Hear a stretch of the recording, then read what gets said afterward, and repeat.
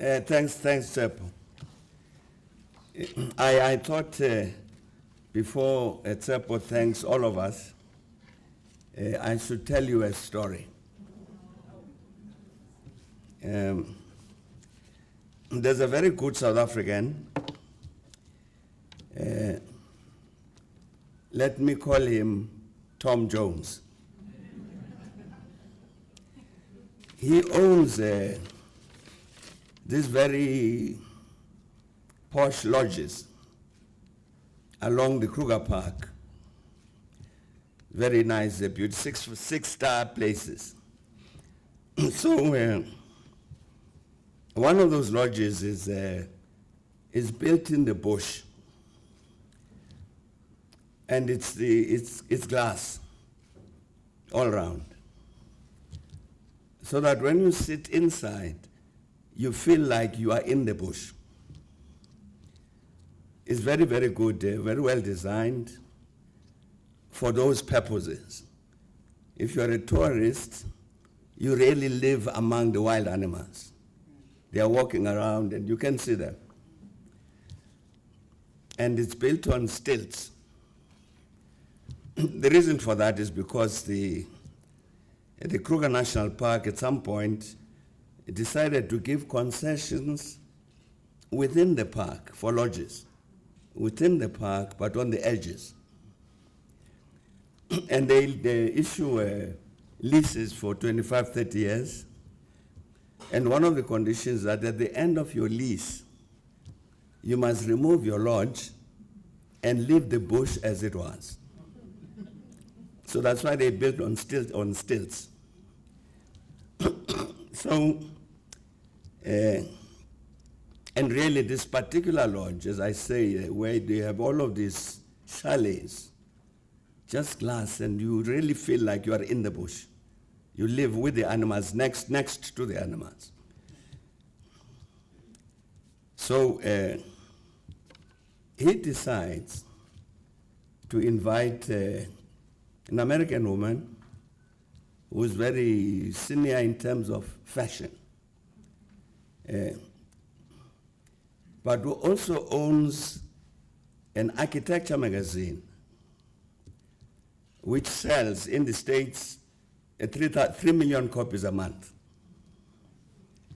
It's not for architects, but it's an architecture magazine for the casual, people casually interested in architecture.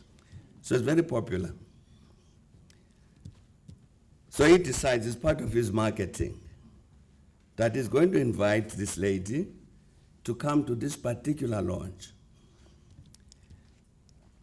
And he'll pay for everything. So she came, and they pick her up here in Johannesburg, take her out to the lodge. And so he says, Tom Jones, to me, that the first night they have dinner together with this lady. And at some point in the course of the dinner, he asks her, what do you think about the lodge? And she diverts discussion. She doesn't answer the question. She diverts to some other issue until the end of the dinner. Following evening, same thing. What do you think about our lodge? And the lady says, the weather was so lovely today. So it doesn't answer. Third day, same thing. Then on the fourth day of the dinner, she apologizes to him. She says, you've been asking me what I think about this, and I've been avoiding answering this question. And the reason for that is because I've been very angry with myself. So I had to overcome this anger, she says. Because the last time I was on the African continent was 20 years ago. And I came on holiday to Kenya, see the wild animals and so on. And this is the first time in 20 years that I come back to Africa. So we come, fly from the US, landing here at Johannesburg International. It was still Jan Smuts those days. So she says, I look through the window of the plane as they're coming to land, and I see a very modern city as we're coming to land. So I'm puzzled. So they land. And then she says, we come out of the airport, we drive into Johannesburg town, and the roads are excellent. Not like New York where she comes from. New York has got potholes, but Johannesburg streets, absolutely extraordinary. So I'm again very puzzled. And then in the end, you people fetch me from Johannesburg, you bring me here. What extraordinary architecture in the middle of the African bush. This is stunning. And then she says, you see, the reason I was angry with myself is because during these 20 years that I've not been on the continent, I have believed the stories told to me by the US press about Africa. So when I see Johannesburg from the air, this can't be Africa. Because what the press tell me is that this is jungle. Africa is just jungle. I come off, I get into these roads, better than New York roads, and then into the bush to see this extraordinary architecture. I'm angry with myself because I believed what the US press told me about Africa. It's primitive, it's backward. Those people don't even know how to wear a pair of trousers. It's wild. And then I come and I see all of this. So she, in the end, she went back and wrote an extraordinary piece, 3/4 of which was about South Africa, not this launch. 1/4 was about the launch. Very good about the launch. The reason I'm telling this story is because of what Malaika and Simuzondi Ezulu said. Because what Malaika was saying, why is it that our people allow themselves to be misled? Like this lady allowed herself to be misled by the US press. The CEO here of the foundation was telling me as we were coming that yesterday he had some interaction with some young intellectuals, South African, speaking various languages, Setswana, Zulu, Xhosa, Venda, this and that and the other.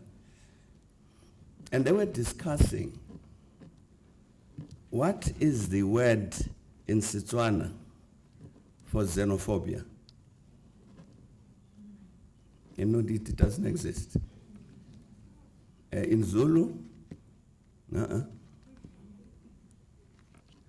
So in all the African languages that were spoken by this group, they all say, no, we don't know what the word is in our African languages for xenophobia.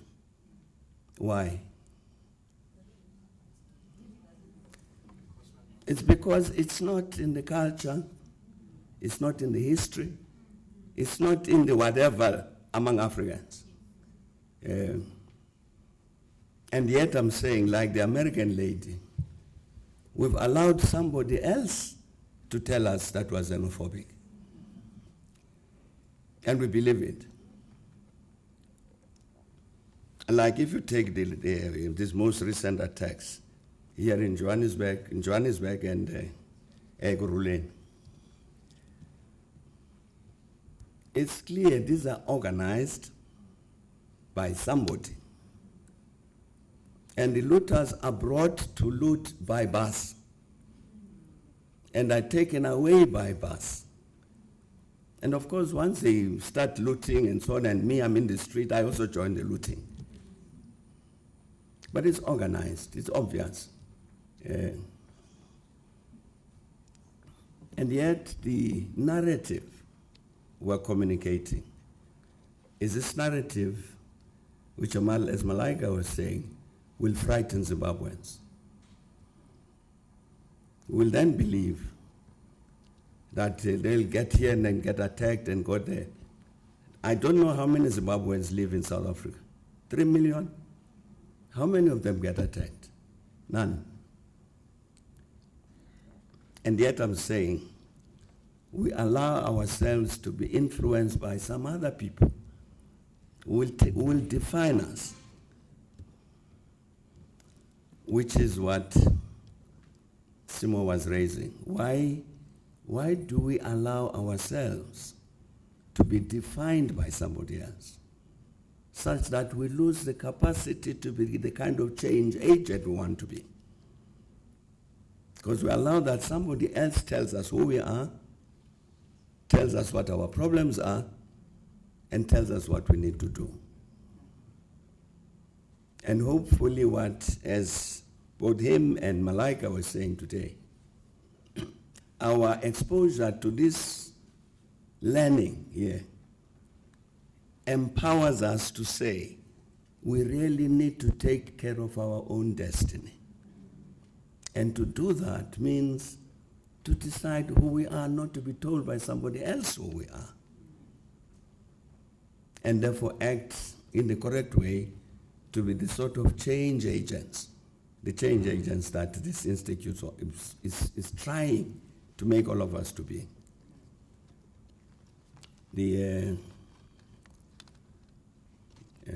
I think it was Dr. Paswan who said, Max, that she's inviting more people to join as students. Dr. Paswana, I think the CEO of the foundation and myself are likely to join the next team of students. But thank you very much.